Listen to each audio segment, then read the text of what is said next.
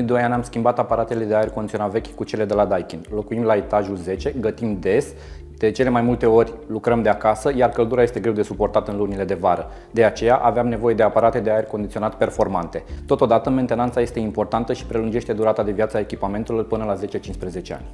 Sezonul cald a început deja. Uitându-ne la comenzile onorate până în prezent, am observat că cele mai multe vin de la beneficiarii care au hotărât să-și schimbe aparatele de climatizare din cauza uzurii și consumului mare de energie. În anul 2022 estimăm că cele mai mari vânzări de aparate de aer condiționat vor fi pentru aparatele care asigură atât răcirea cât și încălzirea la temperaturi exterioare foarte scăzute, beneficiarii fiind îngrijorați de creșterea prețului la gaze, dar și de problemele care pot apărea la regimul de termoficare. În afară de aceste criterii, este foarte importantă clasa energetică a echipamentului, funcția de Wi-Fi, brandul și termenul de garanție al echipamentului ales.